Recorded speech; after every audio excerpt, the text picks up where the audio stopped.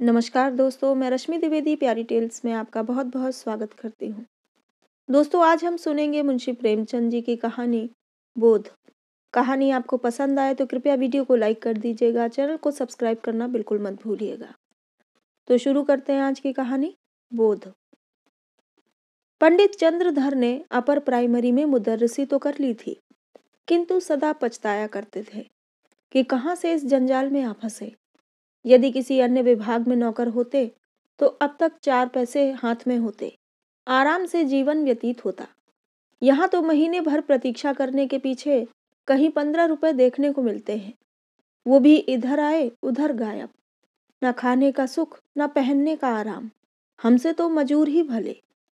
पंडित जी के पड़ोस में 2 महाशय और रहते थे। एक ठाकुर अतिबल सिंह, वह थाने में हेड कांस्टेबल थे। दूसरे मुंशी बैजनाथ, वह तहसील में सियाहे नवीस थे।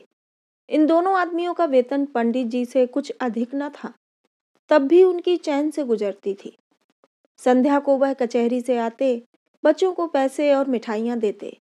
दोनों आदमियों के पास टहलुए थे। घर में कुर्सियाँ, मेजें, फर्श आदि सामग्रियाँ मौजूद थीं। ठाकुर साहब शाम को आराम कुर्सी पर लेट जाते और खुशबूदार खमीरा पीते। मुंशी जी को शराब कबाब का व्यसन था। अपने सुसज्जित कमरे में बैठे हुए बोतल की बोतल साफ कर देते। जब कुछ नशा होता तो हारमोनियम बजाते। सारे मोहल्ले में रौब दाब था। उन दोनों महाशयों को आता देखकर बनिए उठकर सलाम करते। उनके लिए बाजार में अलग भाव था। 4 पैसे सेर की चीज टके में लाते। लकड़ी ईंधन मुफ्त में मिलता। पंडित जी उनके ये ठाट बाट देख कर कुढ़ते, अपने भाग्य को कोसते। वे लोग इतना भी ना जानते थे कि पृथ्वी सूर्य का चक्कर लगाती है अथवा सूर्य पृथ्वी का। साधारण पहाड़ों का भी ज्ञान न था। इस पर भी ईश्वर ने उन्हें इतनी प्रभुता दे रखी थी। ये लोग पंडित जी पर बड़ी कृपा रखते थे। कभी सेर आध सेर दूध भेज देते और कभी थोड़ी सी तरकारियां। किंतु इनके बदले में पंडित जी को ठाकुर साहब के 2 और मुंशी जी के 3 लड़कों की निगरानी करनी पड़ती। ठाकुर साहब कहते, पंडित जी, ये लड़के हर घड़ी खेला करते हैं, जरा इनकी खबर लेते रहिए। मुंशी जी कहते, ये लड़के आवारा हुए जाते हैं, जरा इनका ख्याल रखिए। ये बातें बड़ी अनुग्रहपूर्ण रीति से कही जाती थीं, मानो पंडित जी उनके गुलाम हैं। पंडित जी को ये व्यवहार असह्य लगता था, किंतु इन लोगों को नाराज करने का साहस न कर सकते थे। उनकी बदौलत कभी कभी दूध दही के दर्शन हो जाते, कभी अचार चटनी चख लेते। केवल इतना ही नहीं, बाजार से चीजें भी सस्ती लाते। इसलिए बेचारे इस अनीति को विष के घूंट के समान पीते। इस दुरावस्था से निकलने के लिए उन्होंने बड़े बड़े यत्न किए थे। प्रार्थना पत्र लिखे, अफसरों की खुशामदें की, पर आशा न पूरी हुई। अंत में हार कर बैठ गए। हाँ, इतना था कि अपने काम में त्रुटि न होने देते। ठीक समय पर जाते, देर करके आते, मन लगाकर पढ़ाते।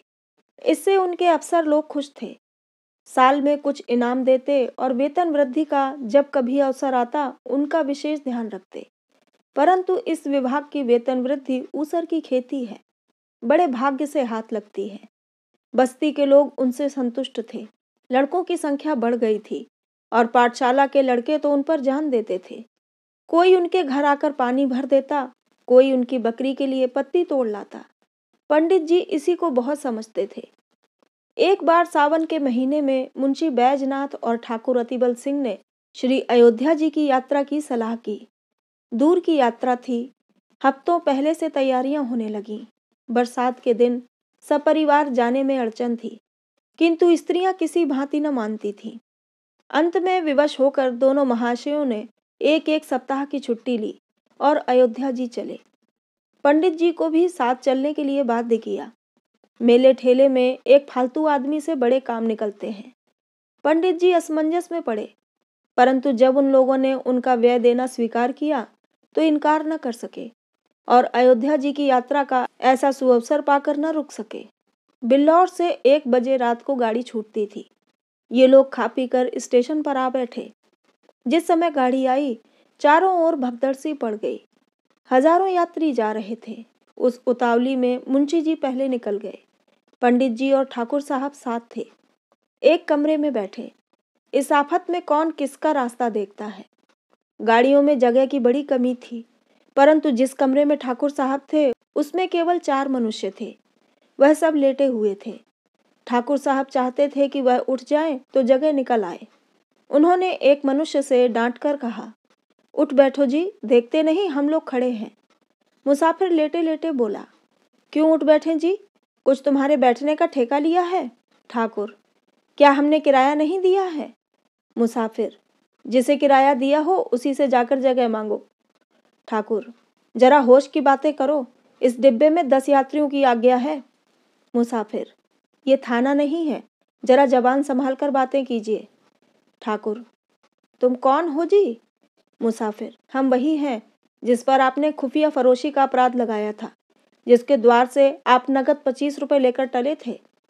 ठाकुर, आहा, अब पहचाना, परंतु मैंने तो तुम्हारे साथ रियायत की थी, चालान कर देता तो तुम सजा पा जाते।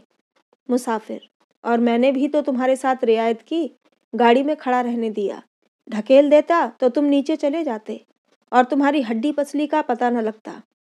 इतने में दूसरा लेटा हुआ यात्री जोर से ठट्ठा मारकर हंसा और बोला, क्यों दरोगा साहब, मुझे क्यों नहीं उठाते? ठाकुर साहब क्रोध से लाल हो रहे थे। सोचते थे अगर थाने में होता तो इनकी जबान खींच लेता, पर इस समय बुरे फंसे थे। वह बलवान मनुष्य थे, पर ये दोनों मनुष्य भी हट्टे कट्टे पड़ते थे। ठाकुर, संदूक नीचे रख दो, बस जगह हो जाए। दूसरा मुसाफिर बोला, और आप ही क्यों न नीचे बैठ जाएं? इसमें कौन सी हेठी हुई जाती है, ये थाना थोड़े ही है कि आपके रोब में फर्क पड़ जाएगा। ठाकुर साहब ने उसकी ओर भी ध्यान से देखकर पूछा, क्या तुम्हें भी मुझसे कोई बैर है?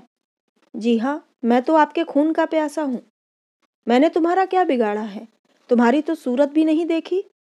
दूसरा मुसाफिर, आपने मेरी सूरत न देखी होगी, पर आपकी मैंने देखी है। इसी कल के मेले में आपने मुझे कई डंडे लगाए, मैं चुपचाप तमाशा देखता था, पर आपने आकर मेरा कचूमर निकाल दिया। मैं चुपचाप रह गया, पर घाव दिल पर लगा हुआ है, आज उसकी दवा मिलेगी।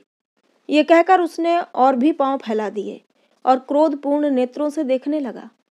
पंडित जी अब तक चुपचाप खड़े थे, डरते थे कि कहीं मारपीट न हो जाए। अवसर पाकर ठाकुर साहब को समझाया। ज्यों ही तीसरा स्टेशन आया, ठाकुर साहब ने बाल बच्चों को वहां से निकालकर दूसरे कमरे में बैठाया। इन दोनों दुष्टों ने उनका असबाब उठा उठाकर जमीन पर फेंक दिया।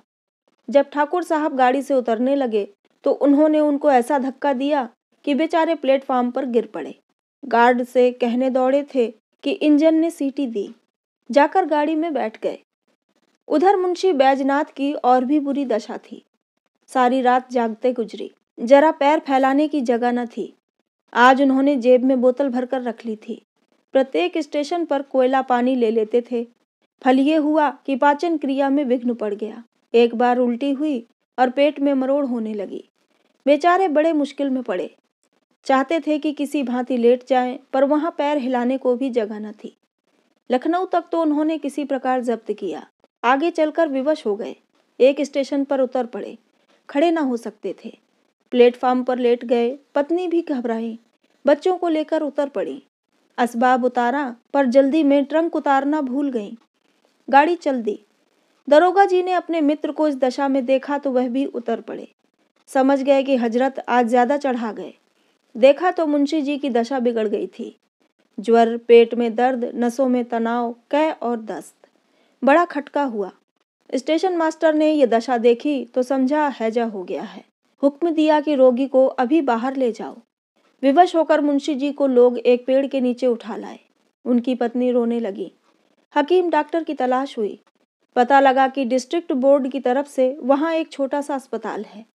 लोगों की जान में जान आई। किसी से यह भी मालूम हुआ कि डॉक्टर साहब बिल्लौर के रहने वाले हैं। ढांढस बंधा। दरोगा जी अस्पताल दौड़े। डॉक्टर साहब से सारा समाचार कह सुनाया और कहा, आप चलकर जरा उन्हें देख तो लीजिए। डॉक्टर का नाम था चोखेलाल। कंपाउंडर थे। लोग आदर से डॉक्टर कहा करते थे। सब वृत्तांत सुनकर रुखाई से बोले, सवेरे के समय मुझे बाहर जाने की आज्ञा नहीं है। दरोगा, तो क्या मुंशी जी को यहीं लाएं? चोखेलाल, हाँ, आपका जी चाहे लाइए। दरोगा जी ने दौड़ धूप कर एक डोली का प्रबंध किया। मुंशी जी को लाद कर अस्पताल लाए। जो ही बरामदे में पैर रखा, चोखेलाल ने डांट कर कहा, हैजे के रोगी को ऊपर लाने की आज्ञा नहीं है। बैजनाथ अचेत तो थे नहीं। आवाज सुनी, पहचाना, धीरे से बोले, अरे ये तो बिल्हौर के ही हैं। भला सा नाम है, तहसील में आया जाया करते हैं। क्यों महाशय, मुझे पहचानते हैं? चोखेलाल, जी हाँ, खूब पहचानता हूँ। बैजनाथ, पहचान कर भी इतनी निठुरता? मेरी जान निकल रही है, जरा देखिए मुझे क्या हो गया। चोखेलाल, हाँ, ये सब कर दूंगा, और मेरा काम ही क्या है। फीस? दरोगा जी, अस्पताल में कैसी फीस जनाबे मन? चोखेलाल, वैसी ही जैसी इन मुंशी जी ने वसूल की थी जनाबे मन। दरोगा, आप क्या कहते हैं, मेरी समझ में नहीं आता। चोखेलाल, मेरा घर बिल्लौर में है, वहाँ मेरी थोड़ी सी जमीन है। साल में 2 बार उसकी देखभाल के लिए जाना पड़ता है। जब तहसील में लगान दाखिल करने जाता हूँ तो मुंशी जी डांट कर अपना हक वसूल लेते हैं। न दूं तो शाम तक खड़ा रहना पड़े। फिर जनाब कभी गाड़ी नाव पर, कभी नाव गाड़ी पर। मेरी फीस 10 रुपए निकालिए, देखूं दवा दूं, नहीं तो अपनी राह लीजिए। दरोगा, 10 रुपए? चोखेलाल, जी हाँ, और यहाँ ठहरना चाहें तो 10 रुपए रोज। दरोगा जी विवश हो गए। बैजनाथ की स्त्री से 10 रुपए मांगे। तब उसे अपने बक्स की याद आई। छाती पीट ली। दरोगा जी के पास भी अधिक रुपए नहीं थे। किसी तरह 10 रुपए निकाल कर चोखेलाल को दिए।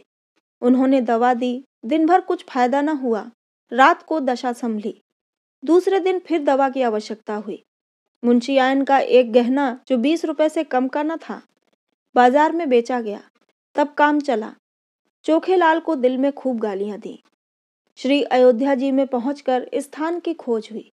पंडों के घर जगह न थी। घर घर में आदमी भरे हुए थे।